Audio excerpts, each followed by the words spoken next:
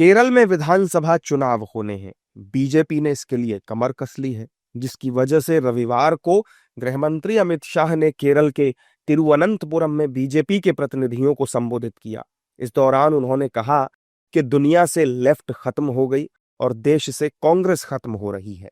अमित शाह के इस बयान पर कांग्रेस भड़क गई। कांग्रेस की माने तो देश में कांग्रेस के 100 के करीब सांसद हैं, कई राज्यों में सरकार है, कांग्रेस खत्म नहीं हुई है। कांग्रेस के आज भी 100 एमपी हैं। बीजेपी के तो 2 एमपी रह गए थे और खत्म नहीं हुई। अगर 2 एमपी के बाद आप खत्म नहीं हुए तो कांग्रेस 100 एमपी के बाद कैसे खत्म हो जाएगी। आज भी कई प्रांतों में हमारी सरकारें हैं। अमित शाह जी, आप होम मिनिस्टर हैं, इस लेवल पे उतर के बात मत कीजिए। दिन भर झूठ बोलते हैं, झूठ में और नफरत में इनका जन्म हुआ, उसी में जीते हैं, उसी में आगे सोचते हैं। और केरला कितना आगे है। आज केरल शिक्षा में, स्वास्थ्य के इंडेक्स में, एजुकेशन में तो अमेरिका से आगे है। अगर बीजेपी जिस दिन वहाँ पहुँच गई तो केरल भी उत्तर प्रदेश, गुजरात जैसे होगा।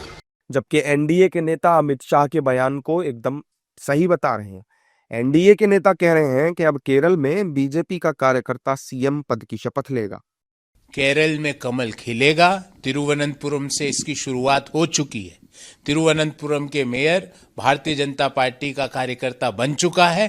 केरल में इस बार कमल पूरी तरह से खिलेगा, क्योंकि जिस तरह से 5 साल के बारंबार से कभी एलडीएफ लूट मचाती थी, कभी यूडीएफ लूट मचाती थी। एलडीएफ यूडीएफ को लूट में पीछे छोड़ती थी, यूडीएफ एलडीएफ को लूट में पीछे छोड़ती थी।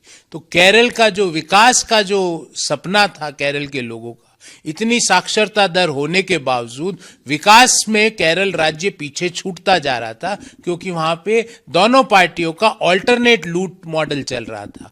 वो लूट मॉडल को केरल के लोगों ने समाप्त करने का मन बना लिया, और इसका परिणाम हमने तिरुवनंतपुरम के जो मेयर है वो भारतीय जनता पार्टी का कार्यकर्ता बना, और आने वाले समय में तिरुवनंतपुरम की जो सेक्रेटरीट है वहां भारतीय जनता पार्टी का कार्यकर्ता मुख्यमंत्री के रूप में शपथ लेगा। भाई, हर एक राजनीतिक दल का ये लक्ष्य होता है कि भाई हम हर राज्य में अपनी भूभाग पर हमारा दल का सरकार बने, हमारे सहयोगी की सरकार बने। तो केरला के अंदर में अगर विधानसभा चुनाव प्रस्तावित है, अगर लक्ष्य तय किया गया तो कौन सा अन्याय है। ये तो हर दल तय करता है।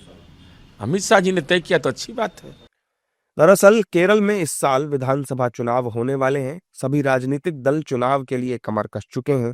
इसी की वजह से अमित शाह औपचारिक रूप से चुनावी कैंपेन की शुरुआत करने केरल पहुंचे थे, और इसी दौरान उन्होंने विपक्ष को भ्रष्ट करार दे दिया और दावा कर दिया कि इस बार केरल में बीजेपी की सरकार बनेगी।